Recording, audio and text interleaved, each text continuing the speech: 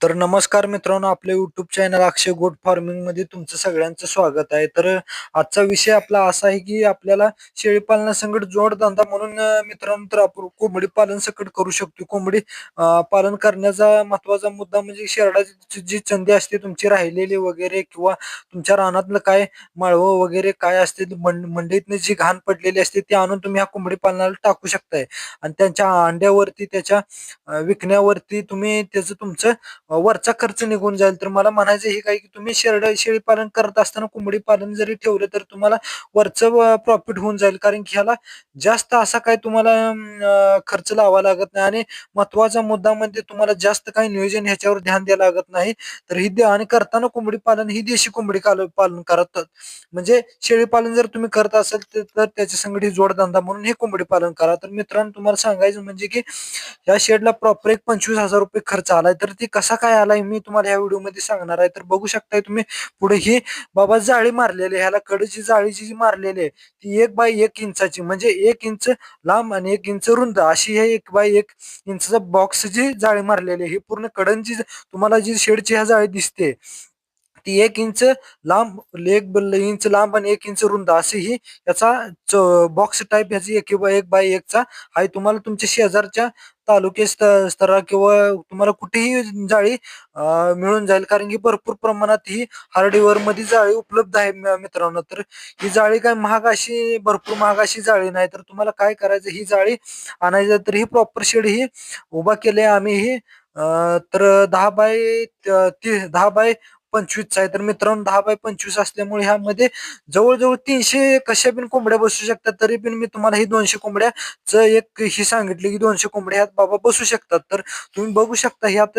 तर आम्ही काय केलं ह्याला, तर बॉक्स पाईपा एक तुम्हाला सांगतो, 10 पाईपा बॉक्स पाईपा आणलेले आहेत. तर 10 बॉक्स पाईपा आणून त्या कट करून 5-5 फुटाच्या हाईट नुसार आम्ही लावलेले आहेत. आणि कडने तर बघू शकता ही तुम्ही, आम्ही 5-5 फुटाच्या अंतरावरती 5 सव्वा 5 फुटाच्या अंतराच्या हिशोबाने ती पाईपा लावलेल्या आम्ही उभ्या केलेल्या आहे त्या कडकडने. आणि वरच्या साईडनं आणि खालच्या साईडने 1-1 20 फुटाची, त्याला 20-20 फुटाच्या बॉक्स पाईपा टाकलेल्या आहे त्या.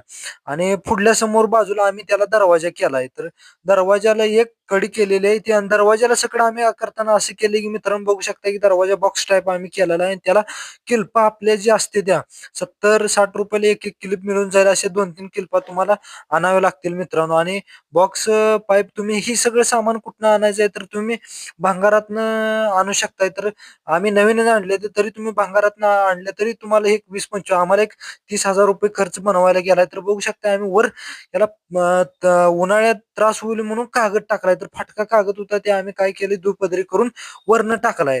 आणि ह्याला दाव्यानं बांधून घेतली. तर तुम्हाला काय करायचं, असं फाटका कागद टाकून दाव्याला बांधून घ्यायचा मित्रांनो. तर बघू शकताय आम्ही आतमध्ये ह्याच्या सिमेंटची पोती शिल्लक राहिलेली आम्ही तीच त्याच्यावरच ते कोबा करून घेतलाय. तरी कडनं लावताना 1 बाय 1 ची जाळी. तर बघू शकताय आम्ही दावा एक ह्याला 2 किलो वापरलेला आहे.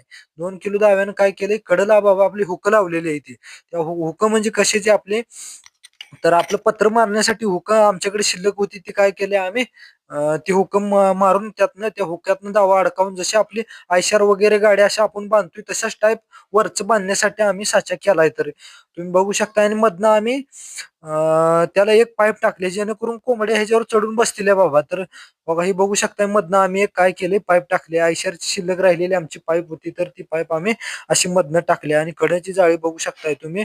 आणि वर इकडनं वारं लागते आपलं पूर्व पश्चिम कडून पूर्व पश्चिम असं वारं लागते, म्हणून मागल्या बाजूला आम्ही काय केलं, तेवढंच पत्र्याचा तुकडा मारलाय. पत्र्याचा जास्त वापर केला नाही, कारण की काय होते, उन्हामुळं कोंबड्याला मित्रांनो फार त्रास होतो. आणि कोंबड्याला हीट जास्त चालत नाही मित्रांनो.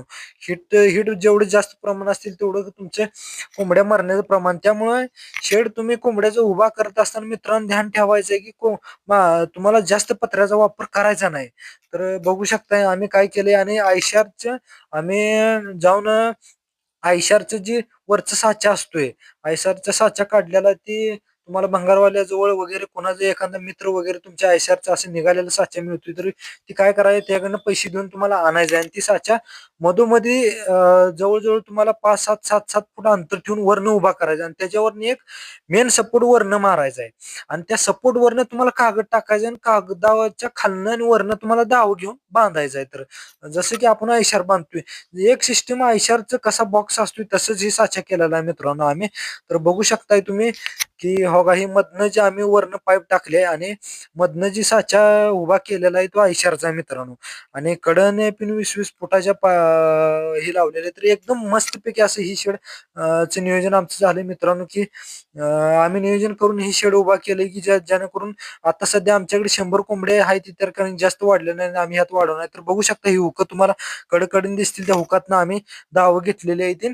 दावं घेऊन त्यातनं खालनं वाहून घेतले 1-2 किलो आम्हाला दावा ह्यासाठी लागले तरी पूर्ण आम्ही लोखंड इथनं तिथनं गोळा करून आयशारचं निघालेलं ह्याच्यावरनं आम्ही हे काम केलंय मित्रांनो. तर वरनं बघू शकता ही आम्ही ताडपदरी प्रॉपर टाकलेली ही दरवाजा पुढे केलेला आहे. तर बघू शकता किल्पाद्वारे आम्ही ही दरवाजा त्याला फिट केलाय. तर वरचं मित्रांनो तुम्हाला कसं करायचंय की हे तुम्हाला दोन्हीकडनं पण होते की तुम्ही ह्यात शेरडांचं जोडधंदा म्हणून पण करू शकता आणि मित्रांनो कसं आहे हे करताना ह्याचं प्रॉफिट आपल्याला कधी निघते तर थंडीच्या दिवसात जास्त प्रमाणात तुम्हाला ह्याला मार्केट असते. ध्यानात ठेवा की अंडी मटण आणि चिकन यासाठी तुम्हाला प्रॉफिट जर मिळवायचं असलं तर तुम्हाला थंडीचे 4 महिन्यात नक्की असा दर हाय लेवलला चढतोय मित्रांनो. तर ध्यानात ठेवायचं की तुम्हाला पर कंटिन्यू जर चालू केलं तर तुम्हाला घरगुती जर तुम्हाला गिरायक भरपूर प्रमाणात घरगुती मित्रांनो तुम्ही गिरायक धरा तुम्हाला जास्त नफा ह्यात मिळून वरनं बघू शकता ह्याचा आराखडा कसा आहे तुम्ही तर वरनं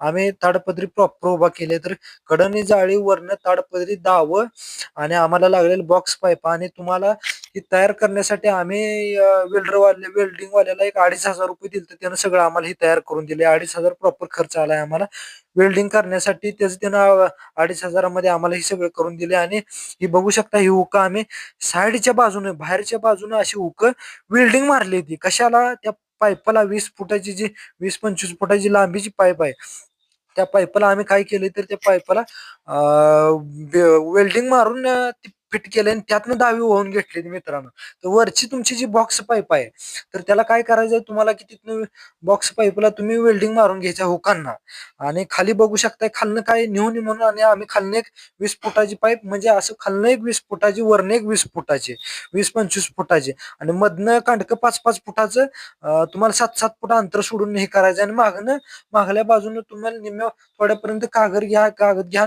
पत्रा तुमचा शिल्लक राहिलेला वगैरे कुठं तर असेल तर ती नीट प्रॉपर मारून घ्या तर मागली बाजून तुम्ही बघू शकता कसं एकदम जसं की आपण विचार बांधतोय तसं नियोजन केलेलं आहे पूर्णपणे बघा तर मित्रांनो एकदम मस्तपैकी हे झालंय की तुम्ही यात कोकरं सकट कोंडू शकताय तर मला म्हणायचं एवढंच आहे की तुम्ही जर शेळी पालनात एक जोडधंदा म्हणून ही कोंबडी जर केलं तर तुम्ही नक्की यात मित्रांनो आणि कसं होते जर तुमची जास्त शेरडानं गोचड्या वगैरे भरपूर असतील तर मित्रांनो काय करायचंय तुम्ही तर ही कोंबड्या पालन करायचंय तर ते कोंबड्या काय करते ते तुम्हाला गोचड्यापासनं तुमचा प्रादुर्भाव वाचवते त्या तर फार मित्रांनो हे सहयोग होते गोचड्यापासून वाचवण्यासाठी